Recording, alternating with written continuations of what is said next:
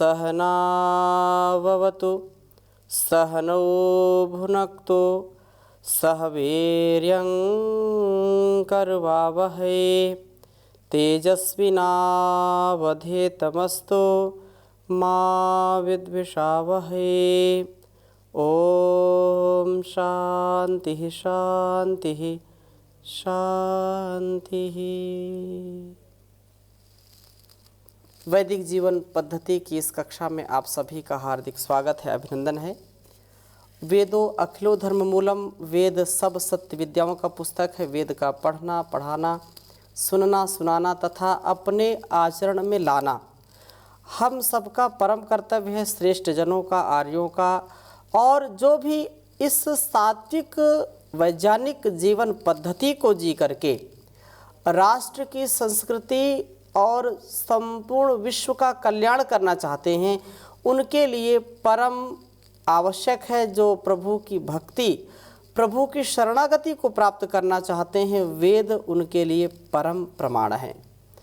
वेदों का ज्ञान जो सबसे महान है और जिसके बिना हमारा जीवन और यह जगत ठीक प्रकार से नहीं चल सकता है, आनंद से युक्त होकर के, दिव्यता से, भव्यता से युक्त होकर के, परस्परता से युक्त होकर के हम इसके बिना नहीं जी सकते हैं।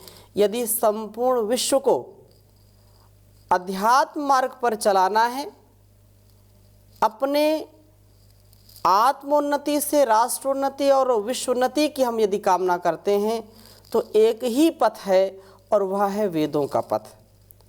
कल्याणी वेदवाणी संपूर्ण मानवता के लिए है। इसमें संकीर्णता का लेश मात्र स्थान नहीं है। इसलिए वेदों का जो उपदेश है, जो संदेश है, आदेश निर्देश है, उसको हम आत्मसात करें।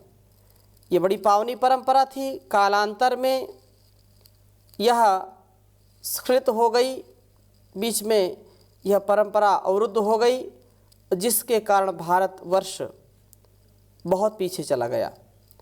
पुनः हम सब इस वेद के ज्ञान को आत्मसात करें और जिन्होंने इस कल्याणी वेदवाणी को आत्मसात किया है, इस ज्ञान गंगा में गोते लगाए हैं, उसका जीवन बदल गया है। ऋग्वेद का हम स्वाध्याय निरंतरता से कर रहे हैं। प्रथम मंडल, द्वितीय मंडल, तृतीय मंडल अभी तक हमने पूरे किए हैं 10 मंडलों में। आज हम ऋग्वेद के चतुर्थ मंडल का आरंभ करेंगे और बहुत ही सुंदर उपदेश है।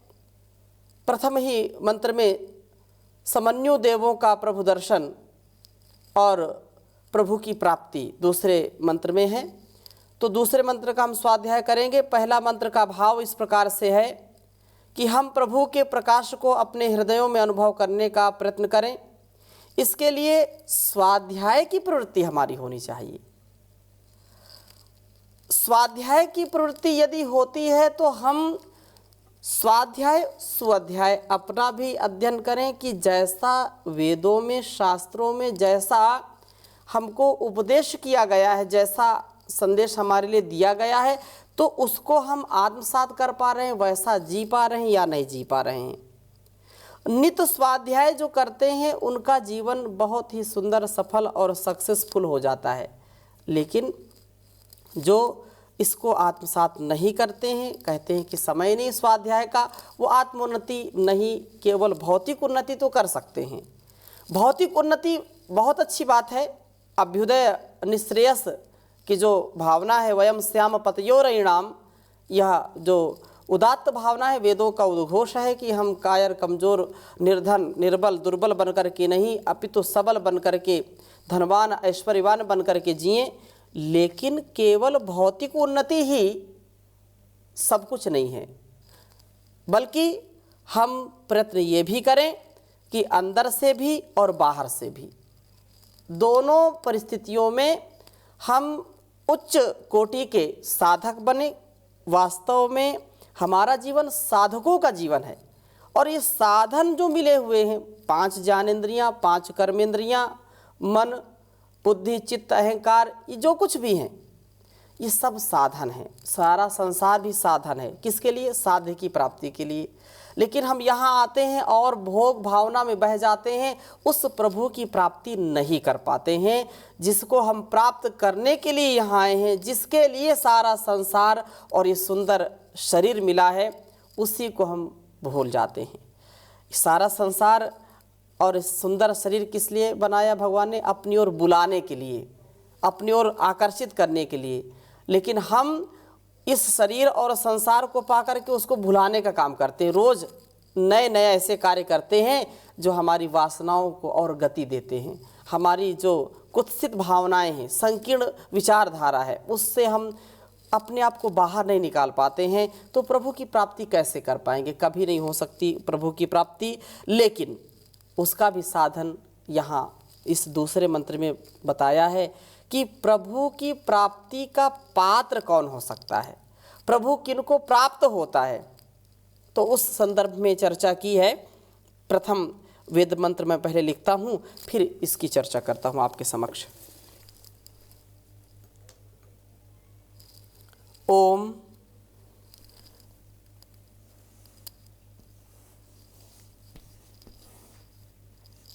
स भ्रातरम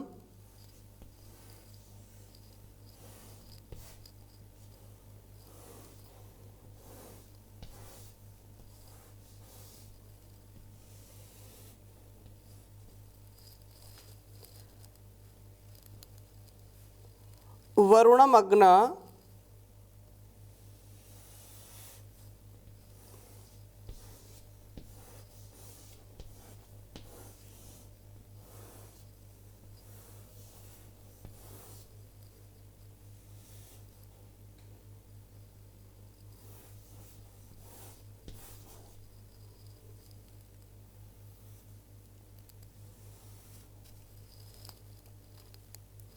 आवृत्स्व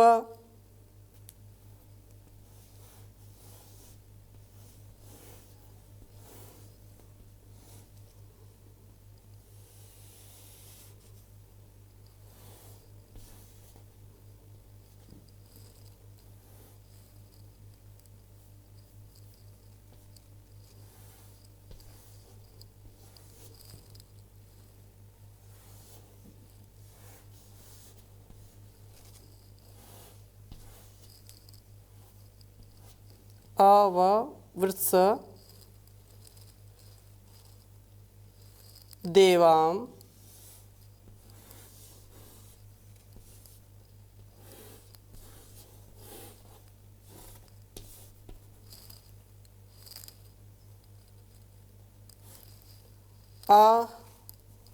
आवृत्स्व देवाम अच्छा सुमति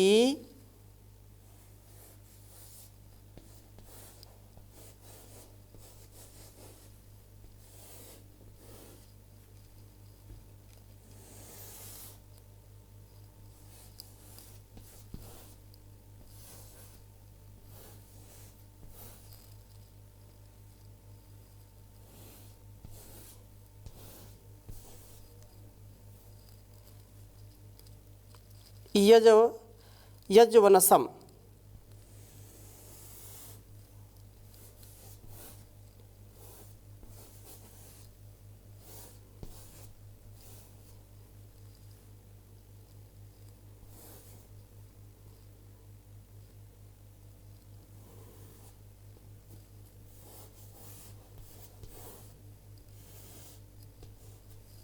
यज्ञवनसम ज्येष्ठम यज्ञवसनम ज्येष्ठम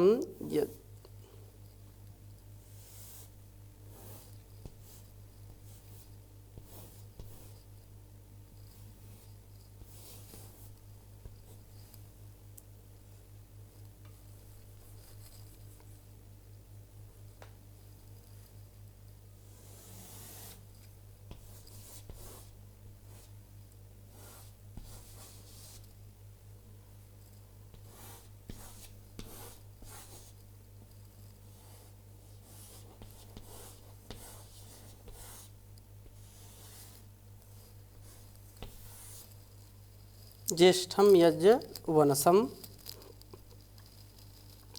ऋतावानामादित्यम ऋतावानम आदित्यम।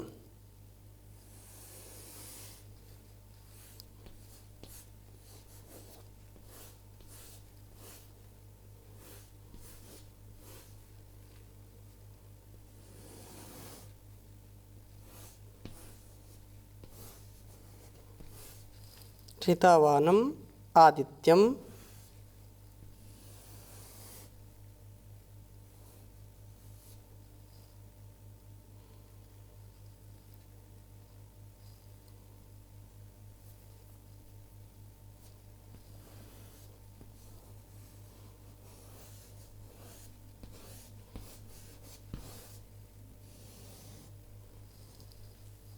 चर्षणी धृतम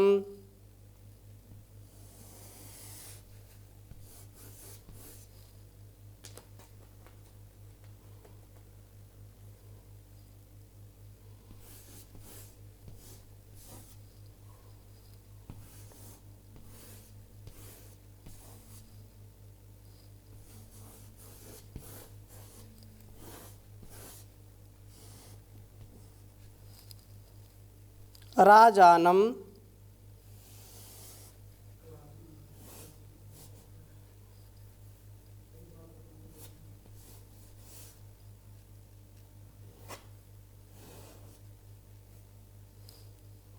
राजानम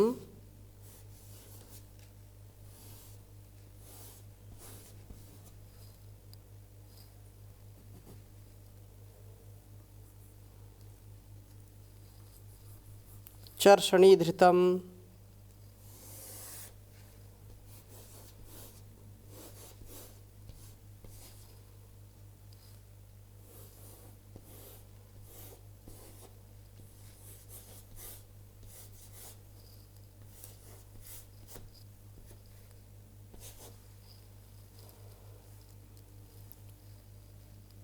चौथे मंडल के चतुर्थ मंडल के यह प्रथम सूक्त का द्वितीय मंत्र है।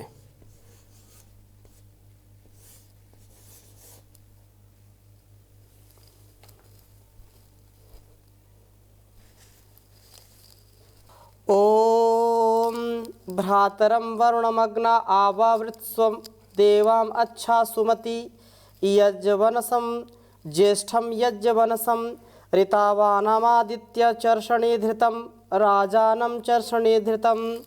ओम सभ्रातरं वरुणमग्न आवावृत्स्व देवाम अच्छा सुमति यज्ञवसनं यज्ञवनसं ज्येष्ठं यज्ञवसनं ऋतावानमादित्यं चर्षणी धृतम राजानं चर्षणी धृतम। प्रभु के प्राप्ति में कौन सक्षम हो सकते हैं, उस विषय में बहुत ही सुंदर वेद मंत्र हमारे समक्ष प्रस्तुत है। प्रार्थना है यहाँ कि हे अग्रणी प्रभु, जो सबको आगे ले जाने वाला है, सबके जीवन और जगत का जो भी क्रम चल रहा है, वही पल पल प्रतिपल हर पल जो स्वयं गति न करके सबको गतिमान किए हुए है, सबके अंदर क्रियाशीलता का आधान जो करता है, ऐसा वह प्रभु अग्रणी। तो अग्रणी होती क्योंकि वह सदा ऊपर की ओर ही प्रज्वलित होती है, कभी अग्नि नीचे की ओर नहीं जाती है, और हमको भी ऊपर उठने का संदेश देती है। ऊपर को उठ उठ कर अग्नि करती हमें इशारा, जीवन में ऊपर को उठना है कर्तव्य हमारा। हम कभी पतित ना हो, कभी हमारा पतन ना हो, अधोगति को हम प्राप्त ना हो, हम सदा उन्नति को प्राप्त हो, अवनति नहीं हमारी होनी चाहिए। हम कभी धराशायी ना हो, कभी हम बिखरे नहीं, कभी हम टूटे नहीं। हम सदा सर्वदा वेदानुकूल आचरण करके दूसरों को जोड़ने का, दूसरों को ऊपर उठाने का, उन्नति की ओर अग्रसर करने का सदा हम सामर्थ्य रख पाएँ। तो हे अग्रणी प्रभो, सह वे आप आवृत्स्व अर्थात आवृत्स्व आभिमुख्येन प्राप्त हों, चहुओर हर पल हम आपका अनुभव कर सकें, उस व्यक्ति को प्राप्त हों जो कि भ्रातरम अपने कर्तव्य भार को सम्यक उठाता है। बिभर्ति, ये भ्रातरम मतलब जो अपने उत्तरदायित्व का निर्वहन करने वाला हो। प्रभु निठल्ले व्यक्ति को नहीं मिलते, प्रमादी को नहीं मिलते, कामचोर को नहीं मिलते हैं, अपितु जो पुरुषार्थ करता है, जो अपने कर्तव्य में अपने प्राणों की बाजी लगा देता है, अपने प्राणों का भी कभी भी वह ख्याल नहीं करता है, जो सतत अपने कर्तव्य में निरत रहता है, ऐसे कर्तव्य भार को सम्यक रूप से वहन करने वाले व्यक्ति को जो बिभर्ति वरुणम, जो यथाशक्ति अपने को पाप से बचाता है, पाप में जिसकी रति नहीं होती है, पापात निवारयति वरुणम, जो पाप से निवारण स्वयं का भी वारण करने वाला हो और दूसरों को भी पाप से बचाने वाला हो, ऐसे व्यक्ति को प्रभु प्राप्त होते हैं। तो और क्या कहा, सुमति अर्थात कल्याणमति, जिसकी सुमति है, दुर्मति नहीं, जिसकी बुद्धि खराब नहीं है, जो बुद्धि बहुत निर्मल स्वच्छ और हर प्रकार से अपने और अपने सगे संबंधियों, अपने से जो संबंध, सगे संबंधी का तात्पर्य यहाँ पर केवल अपने ही रक्त संबंधी नहीं, अपितु सारा वसुधैव कुटुंबकम की जो भावना रखता है, जो सुमति कल्याणकारी मति के सेवन के द्वारा देवान अच्छा अर्थात कल्याणमति के द्वारा देवान अच्छा दिव्य गुणों की ओर चलता है।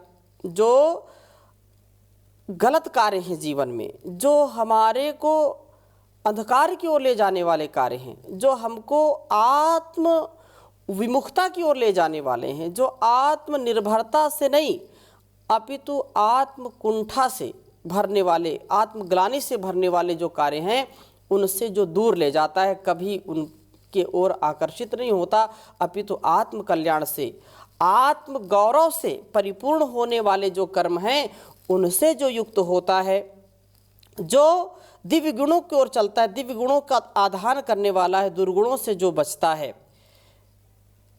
हे प्रभो आनंद दाता, ज्ञान हमको दीजिए, शीघ्र सारे दुर्गुणों को दूर हमसे कीजिए, लीजिए हमको शरण में, हम सदा चारी बने, ब्रह्मचारी धर्म रक्षक वीर व्रत धारी बने, वीर व्रत धारी बने। गत हमारी आयु हो प्रभु लोक के उपकार में, हाथ डाले ना कभी हम भूल कर अपकार में, भूल कर अपकार में। हे प्रभो आनंद सिंधो, ज्ञान हमको दीजिए, शीघ्र सारे दुर्गुणों को दूर हमसे कीजिए। तो जो अपने दुर्गुणों से दूर रहते हैं, अर्थात जो मानसिक और शारीरिक दोष हैं, जो मानवीय दुर्बलताएं हैं, वो सब जानते हैं क्या किसकी दुर्बलता है। उन दुर्बलताओं से जो बच कर के रहते हैं, कभी भी उन दुर्बलताओं को ऊपर उठने का अवसर नहीं देते। एक क्षण में व्यक्ति अगर मन से यदि कुत्सित या कुंठित हो जाए या कोई ऐसे नकारात्मक विचार लाता है तो उसका स्वभाव ऐसा हो जाता है और वह एक क्षण में पता नहीं क्या से क्या कर बैठे। इसलिए जो संतुलित समत्वम योग उच्चते की जो बात कही है, तो समत्व में जो रहता है और कहा कि दिव्य गुणों की ओर चलता है, दुर्गुणों से बचता है। यज्ञ वनसम, जो यज्ञों का सेवन करता है। ज्येष्ठम, जो सर्वोत्तम जो दाता है। ऊर्ध्वाधिक का अधिपति बृहस्पति जो बनता है और यज्ञ वनसम, यज्ञ का सेवन करने वाला होता है, देवों का पूजन करने वाला होता है। हे प्रभो, आप उस व्यक्ति को प्राप्त होते हैं जो देवो भूत्वा यजे देवम, देवता बनकर के जो आपकी उपासना करता है, दैवी गुण से, दैवी संपत्ति से युक्त होकर के जो जीवन जीता है, उसको आप प्राप्त हो। और कहा ऋतावानम, जीवन में ऋत का पालन जो करता है, जो सत्य का पालन करने वाला है और जो शाश्वत सुख का आकांक्षी है, जो शाश्वत सुख में विश्वास रखता है, क्षणिक सुख में नहीं। यद्यपि हम क्षणिक सुख भी लेते हैं, उसको हम कभी नकार नहीं सकते, वो तो होता ही होता है। भोजन करते हैं, रूप रस गंध शब्द स्पर्श आदि का जो भी जैसा जिसका स्वभाव है, जिसमें रुचि है, उसका ग्रहण तो करता है, लेकिन उस ग्रहण करते समय अनासक्त भाव से जो उसका ग्रहण करता है तथा अच्छाइयों को ग्रहण करता है, सब प्रकार से यज्ञी कर्मों का करने वाला है। देवताओं का अर्थात जो अपने से बड़े माता पिता गुरु आचार्य राष्ट्र देव का और संसार के समस्त प्राणियों के प्रति जिसका श्रद्धा भाव है, जिसके अंदर कृतज्ञता का भाव है, ऐसे व्यक्ति को आप प्राप्त होते हैं और ऐसे प्राप्त होइए। अपने कार्यों को जो ऋतावानम अर्थात ऋत का जो पालन करता है, सब कार्यों को ठीक समय पर करता है। अब कुछ लोग तो छोड़ते रहते, ठीक है बाद में करेंगे, जीवन जब व्यतीत होगा तब करेंगे, अभी ये भक्ति करने का समय थोड़े है, अभी तो डुएस करो, मौज करो, मस्ती करो। तो ऐसा नहीं, पी भूंग शर्मा सो, खाओ पियो मौज करो, ऐसा कभी नहीं विचार करना चाहिए। जो ठीक समय पर और सुबह से लेकर के शयन पर्यंत, जागरण से लेकर के रात्रि शयन पर्यंत जो अपने कार्यों का मूल्यांकन ठीक समय पर करता है और ठीक समय पर उनका अनुष्ठान करता है। समय का पालन अत्यंत आवश्यक, क्योंकि समय किसी का जो है किसी की प्रतीक्षा नहीं करता, समय तो तेजी से भागता है। कहते हैं कि समय बीती पुनिका पछताने का वर्षा जब कृषि सुखाने। समय पर यदि आपने पेड़ पौधों को पानी नहीं दिया, फसल को पानी नहीं दिया, फसल सूख गई और फिर उसमें कितना भी पानी आप डालो, फसल से कोई लाभ मिलने वाला नहीं है। तो जिस समय फसल को पानी चाहिए उस समय दीजिए। तो जिस अवस्था में और जिस समय हमको जिस आहार की, जिस प्रकार से संस्कार की आवश्यकता पड़ती है उसको देना चाहिए। हम केवल सुबह से शाम तक केवल शारीरिक आहार की ही कामना करते हैं। अच्छा भोजन मिल जाए, अच्छा हमारी इंद्रियों को सुख मिले और आत्मिक जो उन्नति है उसके लिए कभी समय नहीं निकालते। अपवाद में कुछ लोग ऐसे हैं जो समय निकालते हैं। फिर अति भी नहीं होनी चाहिए। कुछ लोग केवल आत्मा की बात करेंगे, अध्यात्म की बात करेंगे और अभ्युदय को छोड़ देंगे, भौतिकता को छोड़ देंगे। दोनों हमारे ऋषियों ने दोनों में बैलेंस, दोनों में संतुलन बना करके जीने की जो कल्पना की है, जिया है ऐसा और जीने का उपदेश दिया है। उसी में उन्नति है, उसी में हमारे आज हम पतंजलि योगपीठ को देखें, परम पूज्य श्री स्वामी जी महाराज आचार्य जी के जीवन को देखें, जिनसे हजारों लाखों करोड़ों लोग लाभ ले रहे हैं योग विद्या से, आयुर्वेद और अध्यात्म से। तो ये सारा संसाधन घर बैठे आप ये सत्संग सुन रहे हैं वैदिक चैनल पर, तो यह भी एक भौतिकता का एक साधन है जो हमारे समक्ष प्रस्तुत है और इसका हम आनंद ले रहे हैं, नहीं तो कदाचित इसका आनंद नहीं ले सकते थे। तो जितना आवश्यक है उतना भौतिकता का भी और उससे भी हमको पूर्ण संतुष्ट न होकर के आध्यात्मिक जीवन का भी हमारा उत्कर्ष हो, इसका हमको सदा ध्यान रखना चाहिए। और आगे कहा है आदित्यम आदान की वृत्ति वाला होता है। जो व्यक्ति देने का भाव रखता है उसी को प्रभु की प्राप्ति होती, क्योंकि प्रभु सबसे बड़ा दाता है। भर रहा धन धान्य से ही सबके तू परिवार को, भर रहा धन धान्य से ही सबके तू परिवार को, देते तुम थकते नहीं हो, देते तुम थकते नहीं हो, ऐसी तुम सरकार हो, तुम मेरे जीवन के धन हो और पालनहार हो। तो प्रभु सबको देता है, इतना धन धान्य देता है कि मेरी झोली छोटी पड़ गई रे, इतना दिया मेरे दाता। और लेता है तो छप्पड़ उखाड़ लेता है, दरवाजे भी उखाड़ लेता है। कहने का आशा लोग कहते हैं तो उसकी लाठी में आवाज़ नहीं है, तो इसलिए बुरे कर्म ना करें, सावधान रहें। देता है तो अपार भंडार देता है, और लेता है तो दर दर की ठोकरें भी मजबूर कर देता है। इसलिए सच्चाई के राह पर चले और उसकी प्राप्ति करें, सबसे बड़ा धन तो वही है। अगली बात कही है, सब स्थानों से अच्छाइयों का ग्रहण करने वाला, जो आदित्यम आदान, सबसे अच्छे अच्छे, जैसे मधुमक्खी हर प्रकार के फूलों पर बैठती है और उससे केवल मधु का, उससे केवल अमृत का ही ग्रहण करती है, वैसे जो प्रभु का स्तमन करते हैं, उसका स्मरण करते हैं, वही सबसे अच्छाइयों को ग्रहण करते हैं, कभी बुराइयों को नहीं। चर्षणी धृतम, मनुष्यों का धारण करता है, अर्थात सदा धारणात्मक कर्मों में प्रवृत्ति होती है। राजानम, जान से दीप्त होता है, राजरी दीप्त हो, अथवा अपना शासक बनता है, कभी किसी के प्रति जो है द्रोह की भावना न रखते हुए अपना स्वामी अधिपति स्वयं बनता है। इंद्रियों और मन बुद्धि आदि को जो अपने मुट्ठी में रखता है, अर्थात उन पर पूरा नियंत्रण रखता है, उनको अपने अधीन रखता है, मन और इंद्रियां उसके ऊपर हावी नहीं होने पाती।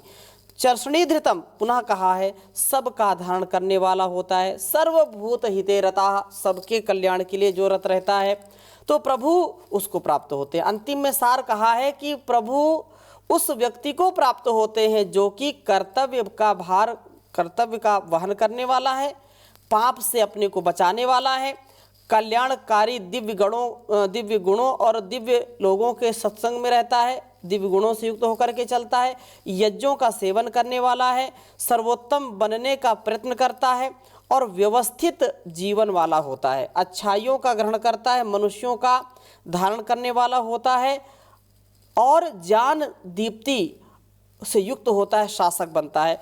अगली कक्षा में पुनः थोड़ी सी इसकी चर्चा करेंगे, अत्यंत महत्वपूर्ण है। यहीं पर विराम करते हैं। ओम शांति शांति शांति।